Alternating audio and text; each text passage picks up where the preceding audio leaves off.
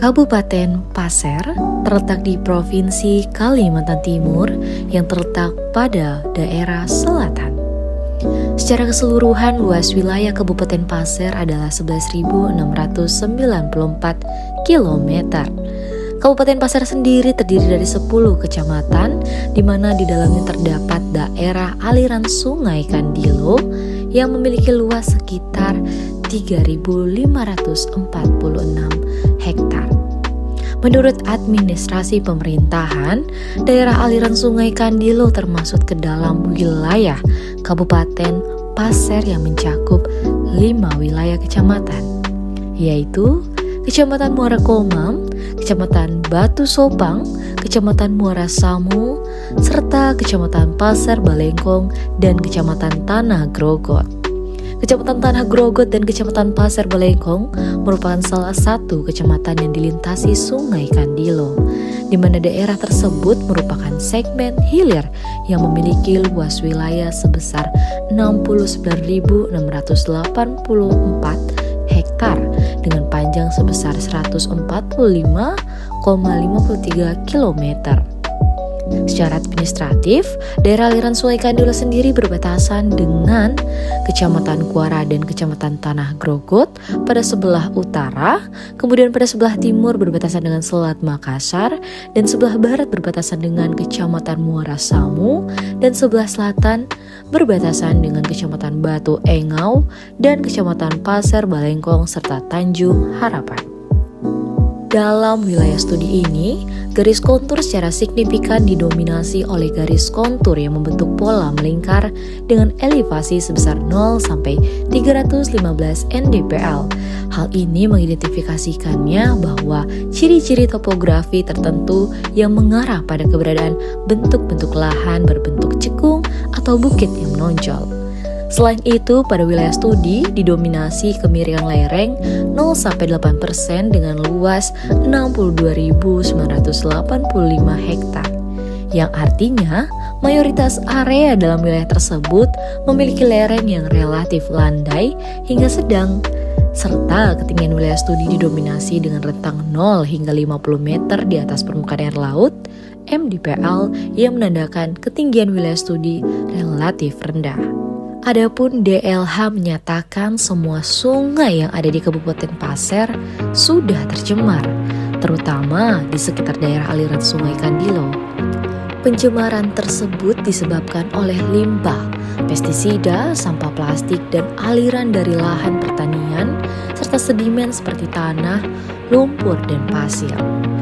Di mana segmen hilir Das Kandilo sendiri memperlihatkan pola yang beragam dalam penggunaan lahannya.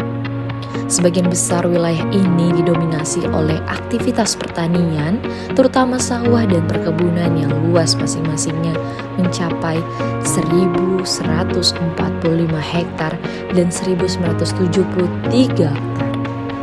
Selanjutnya, adapun tujuan dalam rencana pengembangan kawasan rehabilitas daerah aliran Das Kandilo, yakni untuk rehabilitas dalam rangka pemulihan, mempertahankan dan meningkatkan fungsi daerah aliran Sungai Das Kandilo sehingga daya dukung, produktivitas, serta peranan dalam mendukung sistem penyangga kehidupan untuk menciptakan kesejahteraan ekonomi, sosial, dan lingkungan. Adapun rencana peruang kawasan lindung pada daerah aliran Sungai Kandilo. Pertama, berdasarkan hasil studi dan evaluasi, kawasan hilir Sungai Kandilo hanya memerlukan pengembangan lebih lanjut, tidak diperlukannya adanya rencana pembuatan badan air baru di sekitar daerah aliran Sungai Das Kandilo. Kedua, untuk rencana perlindungan setempat di segmen hilir mencakup kawasan sempadan pantai di Desa Muara Pasir dan Desa Sungai Batu dengan jarak minimal 100 meter dari pasang air laut tertinggi dan kawasan sepadan sungai di kawasan Sungai Kandilo dengan tanggul 5 meter dan daratan 100 meter dari tepi sungai untuk kawasan permukiman. Selanjutnya, untuk rencana kawasan hutan lindung untuk melindungi sumber daya alam, kami mengusulkan pembuatan hutan lindung dalam radius 100 meter dari tepi Sungai Kandilo hutan lindung ini akan membantu mencegah banjir dengan menyerap air hujan dan mengurangi aliran langsung ke sungai. Kemudian untuk rencana kawasan hutan mangrove, di mana kawasan hutan lindung di sekitar sempadan sungai akan berperan penting dalam mencegah banjir dengan menyerap air hujan dan mengurangi volume air yang mengalir langsung ke sungai.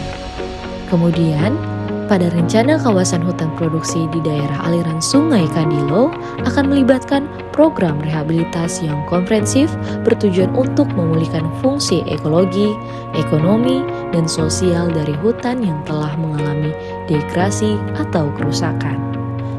Dan untuk rencana kawasan pertanian, rencana pertanian di Das Sungai Kandilo berfokus pada pertanian berkelanjutan dan ramah lingkungan, mencakup tanaman pangan, hortikultural, perkebunan, dan peternakan yang memenuhi kriteria produktivitas dan berkelanjutan. Ketujuh, adapun rencana kawasan perkebunan, di mana perkebunan di wilayah studi didominasi oleh kelapa sawit dan kelapa. Dengan beberapa memasuki kawasan sepadan sungai, maka rencana diperlukan untuk mengurangi perkebunan di sepadan sungai guna mencegah pencemaran bahan kimia. Selanjutnya, kawasan perikanan. Rencana kawasan perikanan bertujuan untuk mengurangi tambak di garis sempadan sungai dengan mengalihfungsikan menjadi budidaya ikan yang ramah lingkungan. Selanjutnya, rencana kawasan industri. Rencana industri di Das Kandilo berfokus kepada relokasi pabrik dari sepadan sungai untuk mengurangi pencemaran air sebagai tangkapan terhadap kekhawatiran akan kualitas air dan ekosistem sungai yang terancam oleh limbah industri. Dan terakhir, rencana kawasan permukiman. Beberapa permukiman perlu direlokasikan dari garis sempadan sungai untuk dialihfungsikan menjadi tanggul untuk mencegah banjir dan melindungi permukiman lainnya dari air pasang.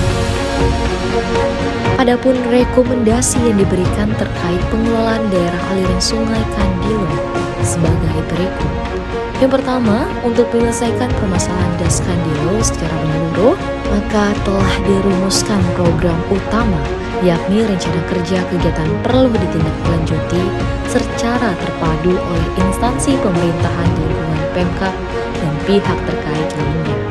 Dan yang kedua, rencana pengelolaan Das Kandilo sebagai rencana jangka panjang perlu segera ditindaklanjuti dengan penyusunan rencana jangka menengah atau pendek yang melibatkan pihak terkait agar penanganan Das Kandilo dapat segera terwujud. Selanjutnya, Pemkab perlu segera membentuk lembaga pengelolaan Das Kandilo melalui musyawarah dengan pihak terkait, termasuk Bapeda, BLH, SKPD, Forum Das, BPDAS Mahakam Berau, Forum Das, Provinsi Kaltim, instansi, dan perusahaan swasta.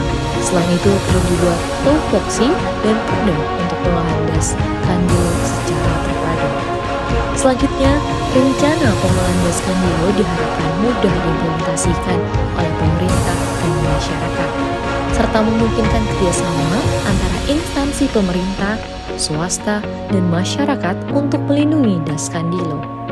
Kemudian, untuk kondisi biofisik Das Kandilo, seperti topografi bergelombang, tanah peka erosi, aliran air cepat, curah hujan yang tinggi, dan berkurangnya hutan yang digantikan oleh pertanian dan semak belukar, menuntut pengelolaan sumber daya alam yang bijak dan berwawasan lingkungan. Selanjutnya, dari hasil kajian menunjukkan Das Kandilo termasuk prioritas 1 di Kalimantan Timur, sehingga perlu penanganan serius untuk mencegah degradasi lingkungan dan memastikan manfaatnya berkelanjutan.